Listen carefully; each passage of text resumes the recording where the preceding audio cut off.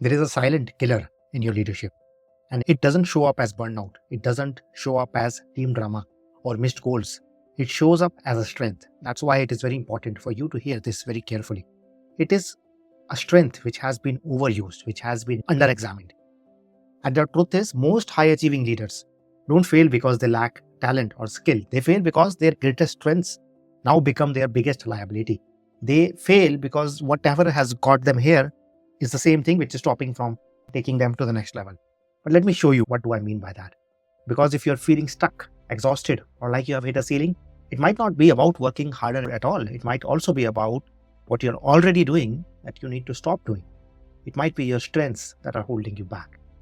And I'm sharing with you because I have worked with brilliant CEOs, driven founders, executives with teams all over the world. I've worked with the kind of people that others look at and say they have got it all figured out. But inside, many of them are trapped in these same strengths. They are successful, yes, but underneath, they feel like they are carrying everything. They feel like they can't stop. And they feel like the very traits that helped them build this company are the traits which are now burning them out. These leaders are not lazy. They are stuck in something which I call a strength trap. And there are 5 of them. So let's explore each one through real stories from people that I have worked with so you can see where you are. The first one, the first strength is of being nice. But it becomes a trap when you become a nice leader who avoids tension. But let me tell you a story about Anika. And she is one of the most empathetic, thoughtful founders that I have ever met. And her team loved her, literally loved her.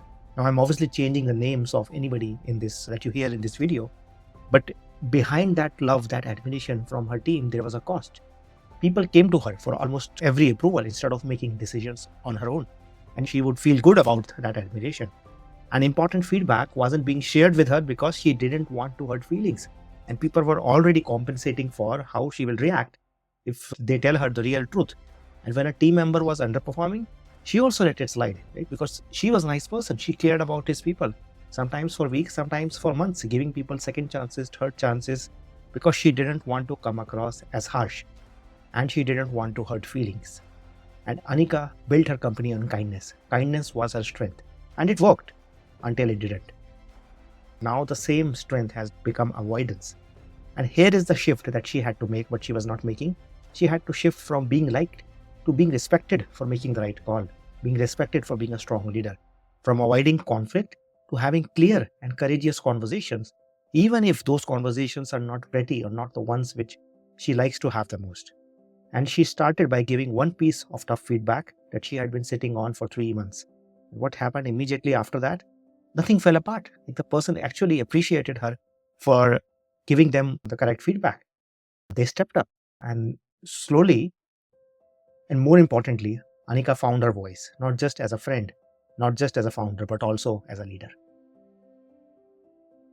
The second strength trap that I see founders getting stuck in, leaders getting stuck in, is to become the fixer who does everything best. Because I was that person. I knew everything, I did everything best, and I knew what was right and wrong for everybody. But let's talk about Rahul, another person that I worked with. If there was a crisis, he was the first one in. He was always on top of it. He was the founder, but you would often find him jumping in to rewrite code, solving customer tickets, talking to whoever required, and then tweaking, even going to the detail level of tweaking presentations, tweaking font size, colors in presentation. And why? Why was he doing so? Because he was good, because he was fast, and because he could. Like, that is what brought him to where he was today.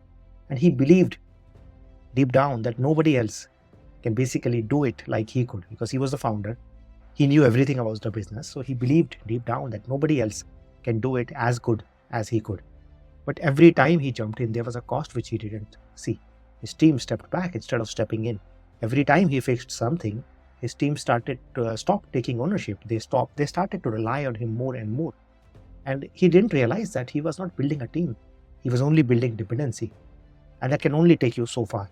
So when we sat down, I asked him, what would happen if you let something and somebody fail so that somebody else could learn? And he looked at me and said, I have never done that. I am scared that it will cost us the company. It will cost us this customer. But doing everything himself, even that has a cost. Right? That was already costing him now his bandwidth, his trust, and his growth. The shift here, what he did after a few months of working with me, is he moved from doing to leading leaders. He delegated one high stakes decision completely. He created clear agreements, he created a clear commitment, but then he stepped away. But the result was not perfect, but his team grew. And that was the win. Right? He was not chasing perfection anymore. He started to create leaders around him, he started to create promises, remove all expectations, and slowly, not immediately, people started to step up and he had more and more time on his plate. The third strength trap that I see leaders get into is to become the control-driven leaders, right? To wanting to be on top of things, to control things at all times.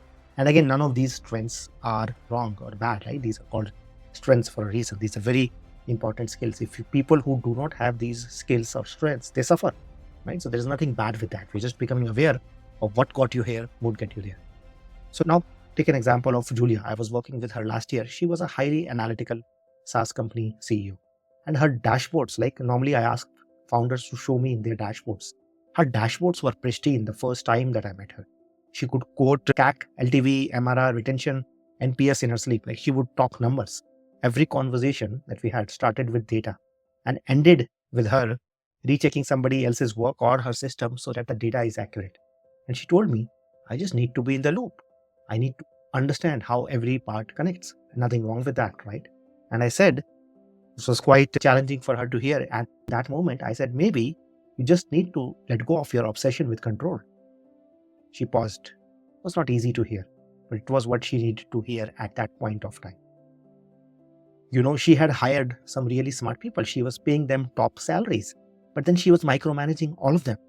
She was calling it being on top of things, making sure everybody is succeeding, but people were not executing. Even these top-notch people that she had hired, they were not executing. They were just second guessing because she was always on top of their dashboards, their data on their heads, always second guessing, always checking that if they got it right or not.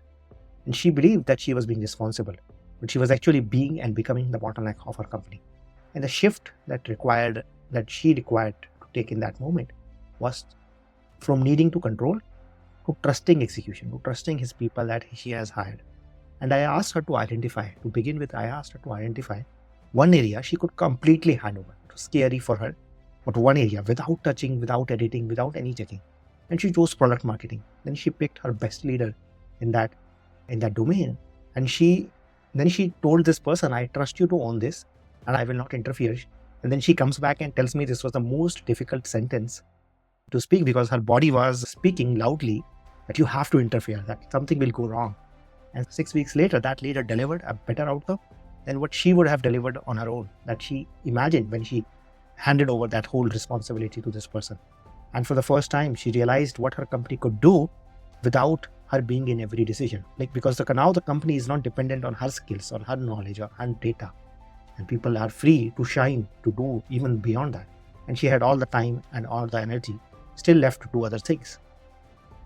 So if any of these traps are resonating with you, or if you're starting to recognize one of these in yourself, or if you're feeling just stuck, but you can't explain why, I wrote a book on the same topic, which was called Struggling with Strengths. It is a practical guide. It has clear steps on what to do when you identify each of these strengths, and it goes deeper into exactly what I am sharing in this video. So send me a DM or put a comment down there with the strength traps, and I will send you a copy. And me and my team, we are ready to help you to explore what is next if you want more. Now coming to the fourth strength trap that I see founders is the trap of hustling. It's the trap of continuously working hard. And I call these founders the hustler who is too busy to lead. And I'll give you an example. Let's call this person David. And you know the type, right? Gets up early, back-to-back meetings, checking emails continuously, replying to emails, inbox zero, constantly grinding. From the outside, he looked unstoppable. People would respect him, people would admire him, but on the inside, he was tired. Not just physically, but even mentally, emotionally tired. And he told me, I am working harder than ever, but the needle is not moving. We are not moving forward. We have reached a level, we have plateaued. And that's because David was stuck in reactivity. Every day was a sprint for him. There was no direction. There was no space to think. He was in the business. He was in the day-to-day. He did not have the ability to zoom out to even see, are we doing the right things? Do I even have to be involved? And we did something very simple with him. We blocked 2 hours a week on his calendar, which was totally non-negotiable, only to think. No media, no devices, no meetings, no documents, nothing. Just 2 hours every week. alone time, only to think. And it felt very unnatural to him at first. For the first few weeks, he even prioritized some other meetings, like urgent meetings. But he kept trying to sneak in other tasks until he committed, until he really started to see his own patterns. He started to see the thinking patterns when he started to give some time for himself. And he started leading his team with vision and not just urgency or emergency.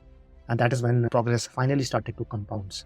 Today, he keeps one day a week, totally for his own time. The only thing he does is he meets his key teams, his co-founders for some time. But most of his Friday is without devices, without any kind of media, TV, news, newspapers, any reading, anything. And either he's sitting alone or he's sitting with his core team and they're just thinking, they're zooming out and thinking long term. The fifth and the last strength, which I see becoming a trap for leaders and CEOs, is to become a CEO who is obsessed with product or the service, right? The product or the service that your company is providing. So in this case, let's meet Tariq. I started working with him 2 years ago and I'm still working with him. He was a brilliant engineer before becoming a founder. He was a perfectionist and he obsessed over every feature, every pixel, every release of what they were building. And this is what he said in one of our first sessions. He told me that I keep investing in the product, but I still don't trust my team to lead without. And I told him that's because you have been building a great product and not building your team, not building your leaders, not building your company. And he had built a powerful engine, a powerful product marketing engine, but he was the only one driving it. And the team, they were just passengers. They were just executors on the way who came along for a while, but he was the one driving this perfect system. The shift which he needed to make, which he made after we started working together, to move from a focus of product to a focus of building leaders, to building the organization. Like just like he's building the product, what if he shifted to building the organization as a strong unit to deliver the results, to deliver the product? And he started spending 30 minutes a day. We started with just 30 minutes a day and with coaching and meeting one of his leaders, one of his key leaders at a time. And there were going to be no tactical discussions, no discussions about what is happening, what they are doing, what they are not doing. They were only to connect with each other as human beings, as leaders, and helping them step into the vision that he has for the company and then eventually for each person in his team. So he started spending 30 minutes every day with one person, asking questions, listening, guiding them, but without jumping in to fix problems or giving his point of view. And within a few weeks, his team started to step. Within a few weeks, decisions were being made without him. Within a few weeks, the team started to take more ownership. And for the first time in years, he had the space to dream bigger. For the first time in so many years, he had the mental peace to say that the product is fine and I can think about the next product or the next market to expand into. So which of these traps can you relate to? Which of these traps is keeping you stuck? Maybe you are the fixer. Maybe you are the one too nice to lead with clarity and precision when required. Maybe you are obsessed with your product but forgetting your people. Whatever it is, you're not wrong. You're just ready to grow. You're not wrong. All of these patterns are strengths. They are called strengths because they have got you here. But they're also coming in the way for the future. Any strength, if you cannot choose when to use it or not use it, becomes a liability. This is what is happening. And the shift is quite simple, right? The first step, 90% of the job here is to identify what is the strength that is keeping you stuck. But it is not easy, right? It might be simple, but it is not easy because you have a habit, you have a habitual pattern of doing one thing over a period of years. Many times for some leaders, it is even decades that they have this practice. And that means letting go of the version of you that has built your current success. That means that letting go of the version of you that you see yourself as, that other people around you see yourself as, and to become the leader who will build what is in the future, right? What is not even here. You have to stop being the person who you have been in the past and become the person who the future requires you to be, starting now, not in the future. Otherwise, the past will just keep on repeating itself. And that takes courage. Sounds simple, not easy. Starts with one decision, one simple choice to start doing something differently in your calendar, in your life, starting today. So now the move is yours, right? I will leave you with 3 questions which will help you take this further. My first question to you is, which strength trap do you recognize in yourself? Out of these 5, which is the one? And what is the cost for you to stay there? If there is no cost, why would you change? These are strengths. So what is the cost of any of these strengths that you have? And then the third question is, what is one shift that you will make this week, not next week, not when you have time, but this week, to start working on yourself, to start creating the future that you want to create, and to getting rid and getting out of these traps that you have built for yourself. Now, this is not about abandoning who you are. This is not about giving up on yourself. It is simply about evolving into who you need to become to lead your company to the next level. Every level of growth requires a new kind of leadership. So what I'm asking you to do is to simply identify and then step into evolving and becoming that kind of a leader. Your strengths got you here. But now it is time to lead from a deeper place. It is time to build new strengths. It is time to build leaders. It is time to scale your impact. Or you can be stuck where you are. So choice is yours. So if you want support, so if any part of this resonated with you, or if you're starting to recognize any of this, then reach out to me. I am here to support you. I am here to help you win.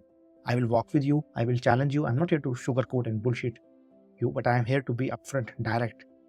But I will help you break the pattern for good. And that will allow you to produce the results that you know that are waiting for you. You know that you didn't came here only to reach so far and get stuck. So reach out to me if you want to get rid of these patterns.